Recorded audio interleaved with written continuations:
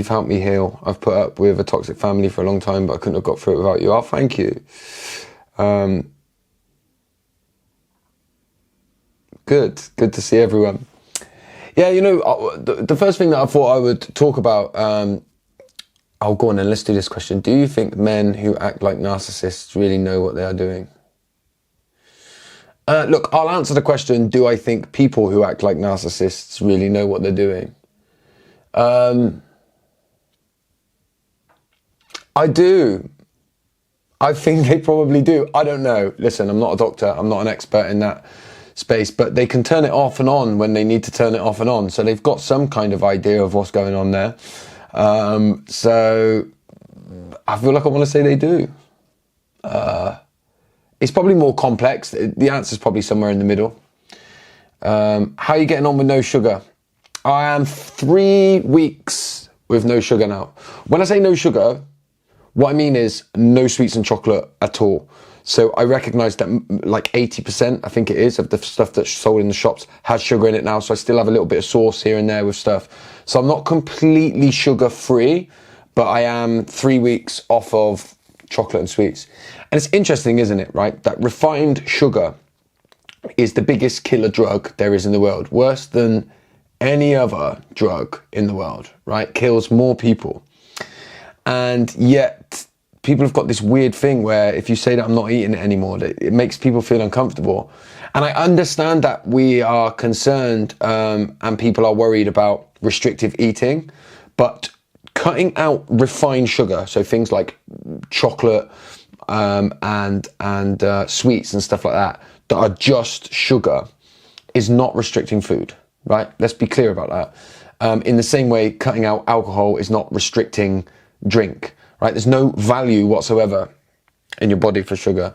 So look, I'm probably the idea is to go fully, just keep going with it and not eat it, because I think it's a trick. I think the trick that we tell ourselves is that sugar is the treat, when the real treat is when you get off it completely, especially when you're an addict like me, right? My problem with food is my addictive eating.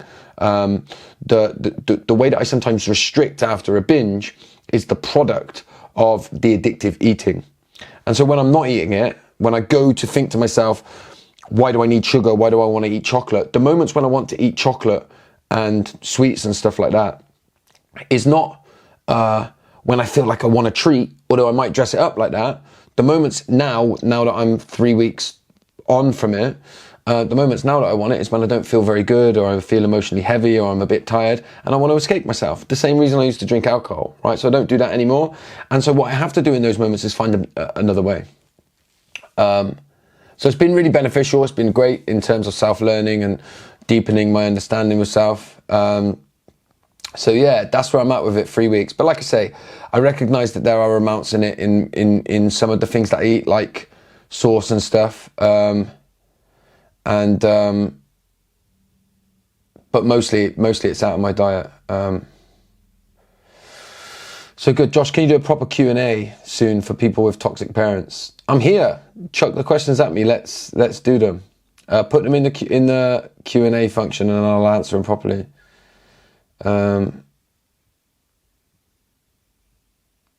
What else have we got here? You've been very helpful in helping me understand my situation. Haven't spoke to my alcoholic mother in 8 years, and all my siblings still speak to her, and they don't want a relationship with me. I'm sorry for that. That must be difficult and really hard for you. The thing about having a difficult parent, right? So you can talk about toxic parents, and then we can like move our way down and talk about like maybe parents that had problems with alcohol, but deep down were nice people, or like parents that weren't very nice.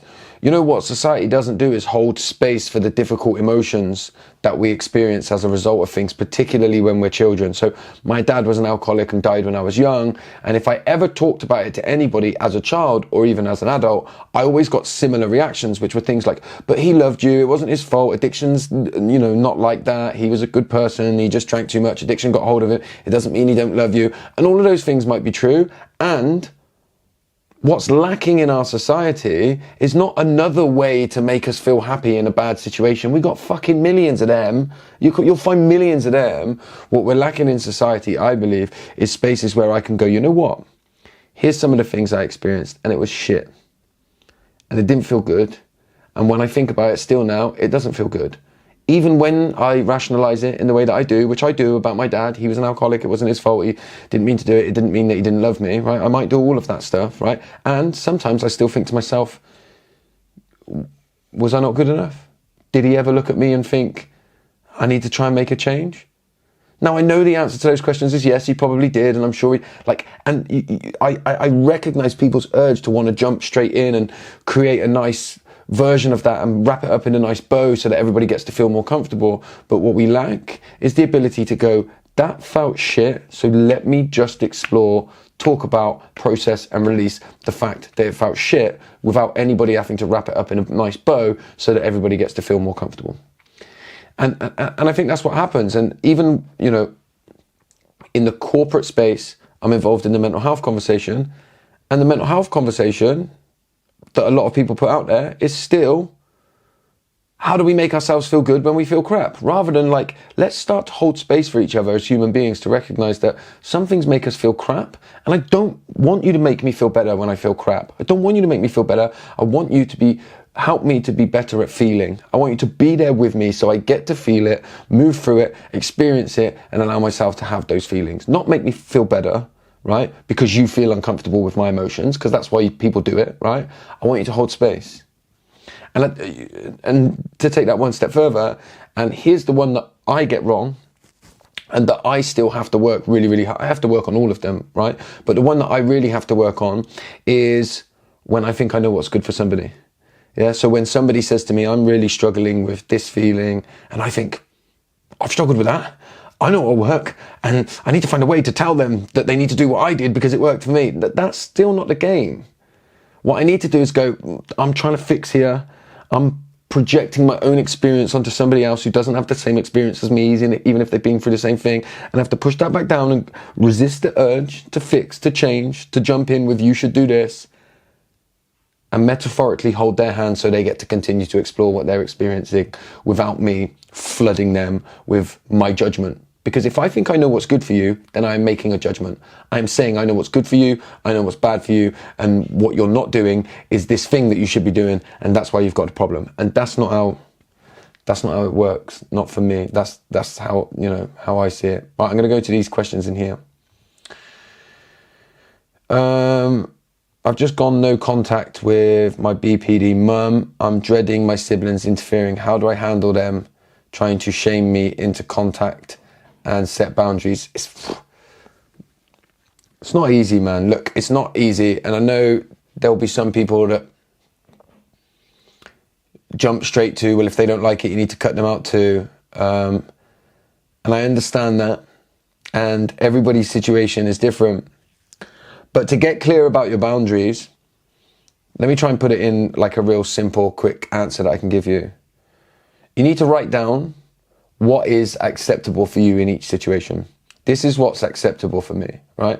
My siblings, I can interact with my siblings if they don't talk to me and trying to push me and coerce me into doing something that I don't want to do. Whenever they do that, I can say clearly, this is not okay.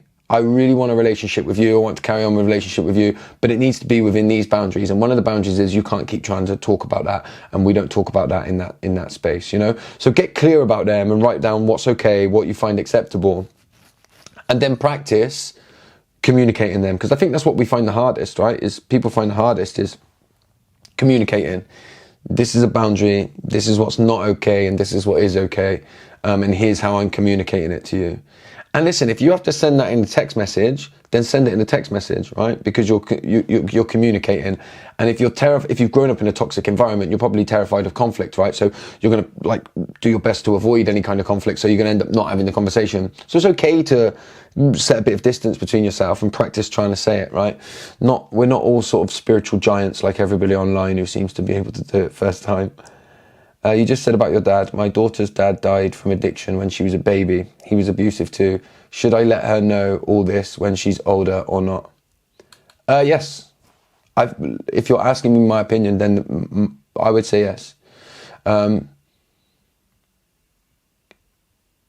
know, lots of spiritual texts. I think it was probably Jesus in one of the spiritual texts says the truth will set you free. I think when we avoid the truth, right? When we start to try and cover something up and hide something, children, particularly children, are intuitive and they'll pick up on it and they'll recognize that stuff's being hidden, that the full truth is not being told.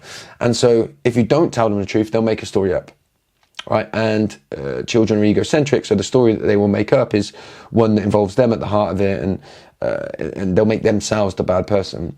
So when they're older, yes, I think you should tell them. When you feel it's ready, they're ready, I think you should tell them, yeah, the truth. I think people deserve the truth. And I think this is the thing, right?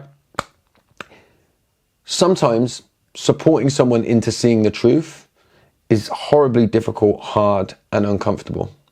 We know that sometimes it can make them feel desperately, difficult feelings and emotions. The problem is that to avoid those feelings and emotions is what creates the dysfunction. That's when we push them down, we pretend they're not happening, and we try and gloss things over. That's when problems arise, because the emotions don't go away, they go down into the body and then they come out in different ways. So the truth sets us free, because the big work that we need to do is not try to avoid the difficult feelings, not try to avoid the shame and all of that kind of stuff. It's to be better at supporting one another through the feeling, yeah? Like in school, they realized that we don't want people to feel bad. Kids go through too much stress, so they stopped all the winners and everybody was a winner and there was no first, second and third place. And that was wrong. What we needed to do is better support people to understand tough times come. Hardship happens. And if we can support one another and feel like there's a sense of community in the way that we go through these things, then we're going to feel better to be able to move through them as we move through our life, right? What's dysfunctional and what happens at every ladder of society, I believe, is emotional avoidance. This is too difficult, so let's sweep it under the carpet and pretend it's not there. You create elephants in the room. That's what I think, and then it's a problem.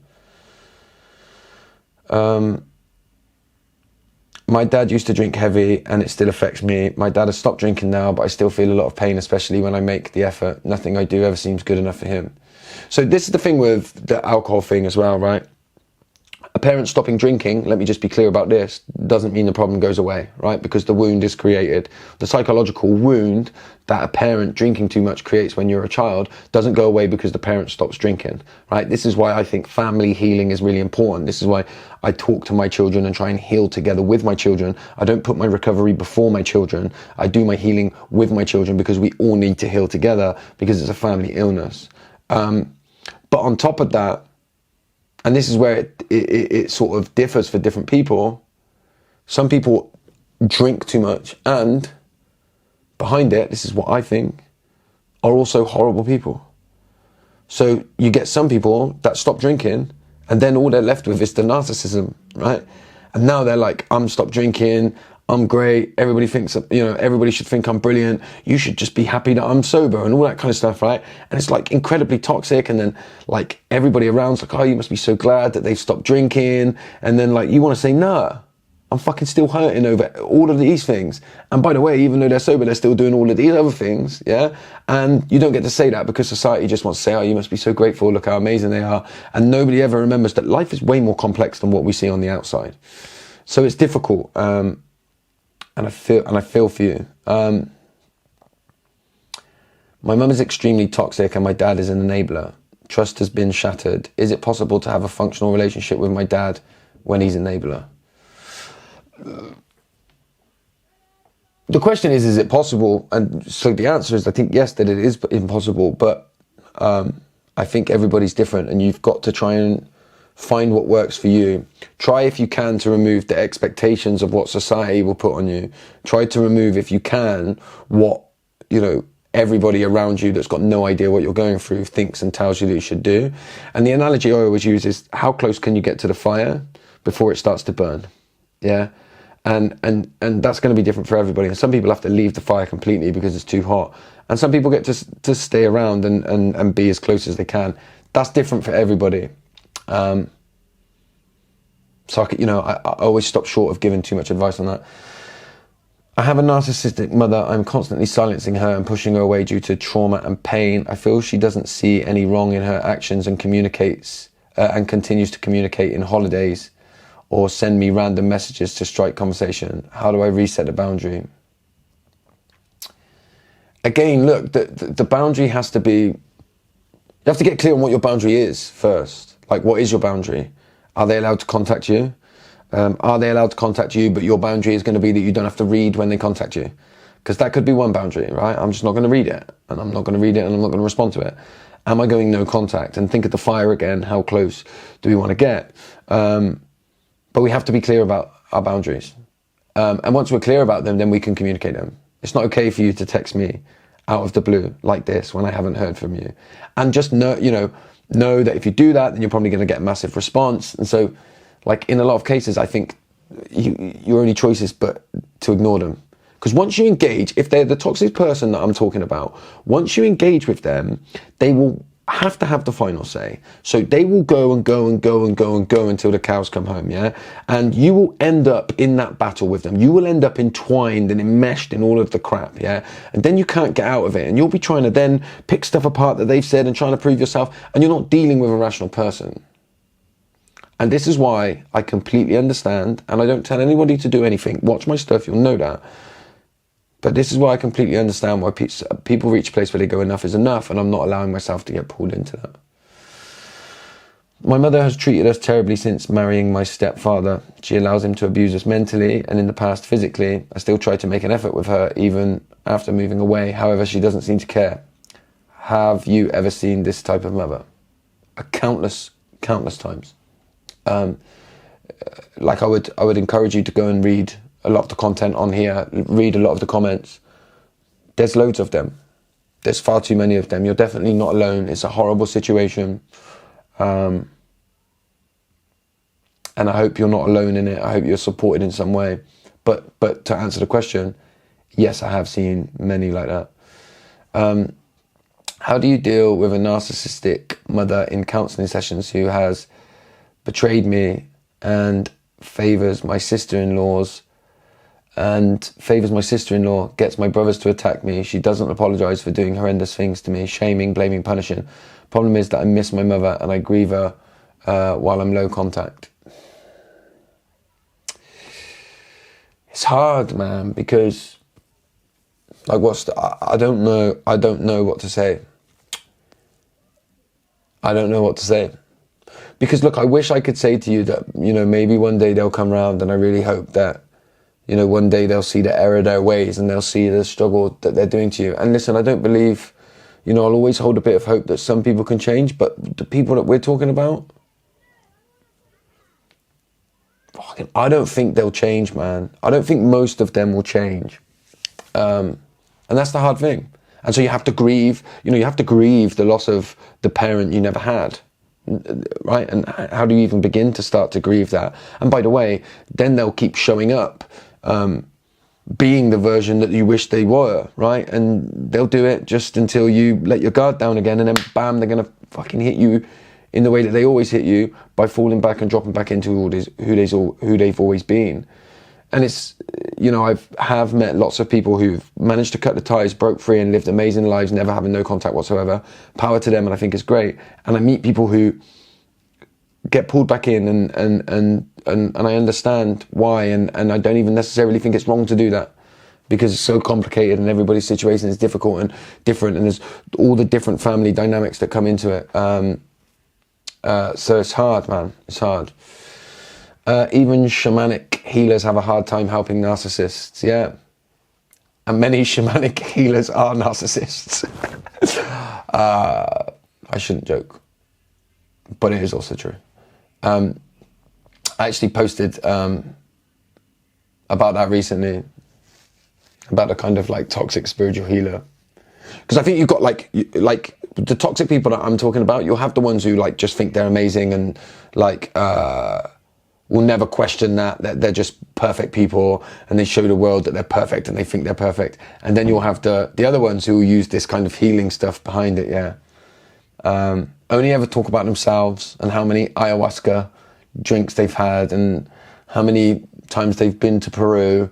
And they sit in the lotus position for 24 hours every single day and do eight ice baths in 4 minutes. I shouldn't rant in that way. Right, I'm going to do, because I only had 20 minutes today. Let's have a look. Let's see if I can do one more.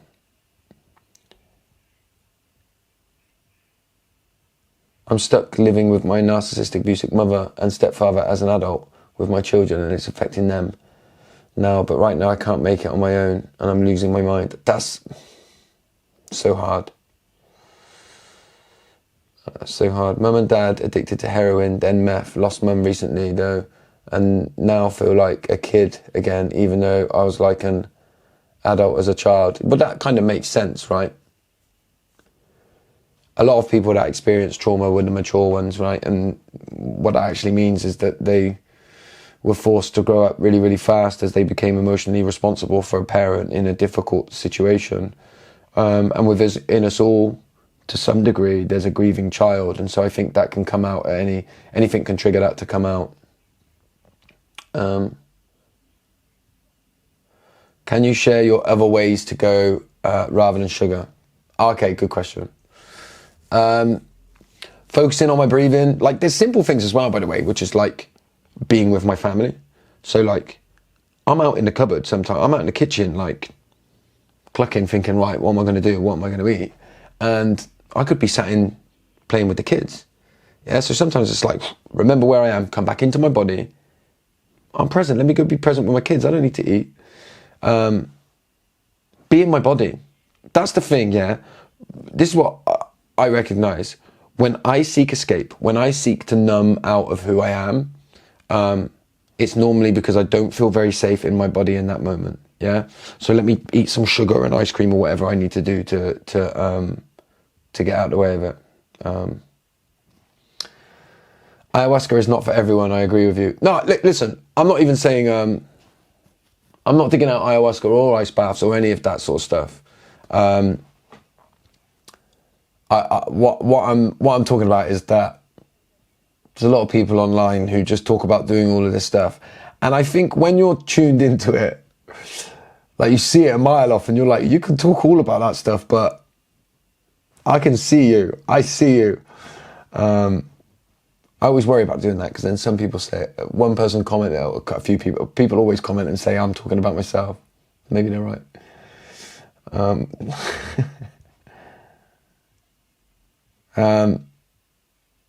Being a professional dancer saved my life. Yeah, I can see why, because I think anything that can bring us back into our bodies, yeah. This is why I think a lot of the rational stuff that we see in the whole kind of mental health conversation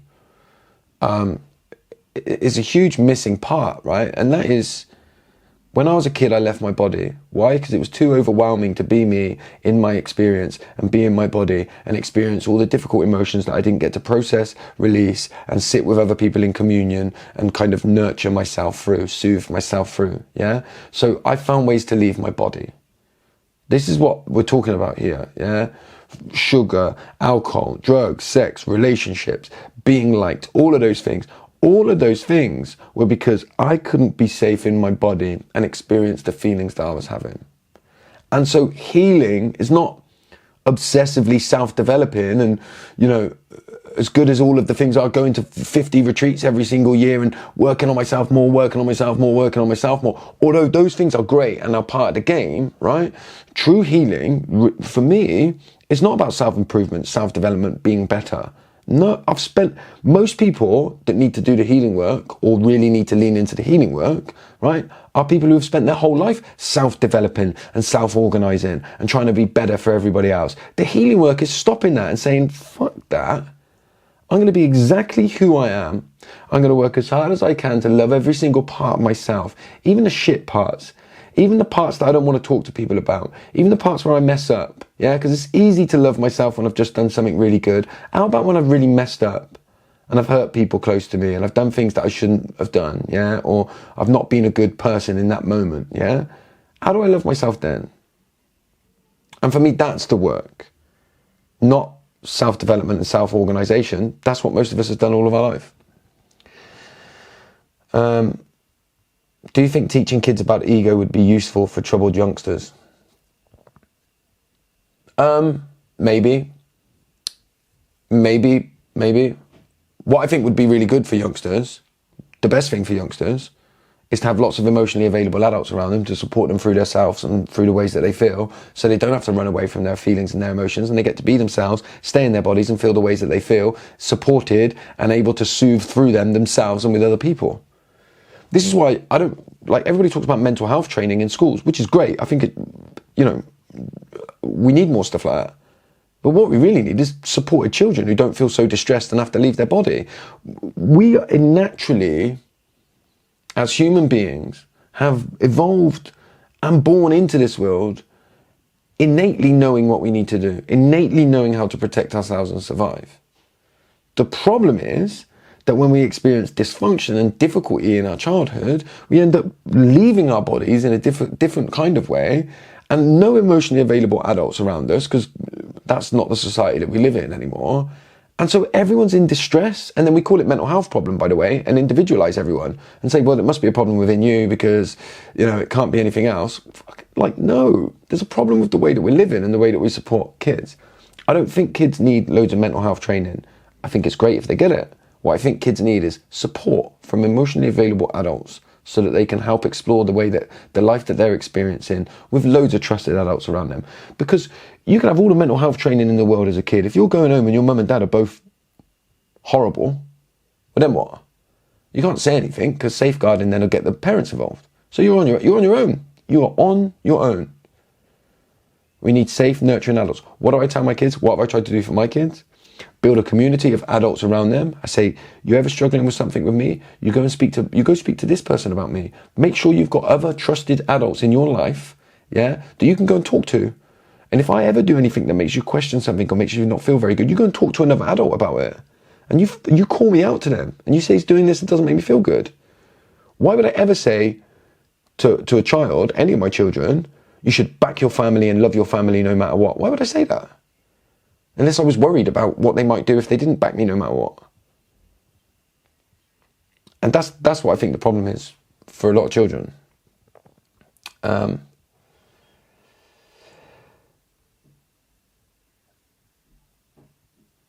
Anyway, I'm done now. I've run over time.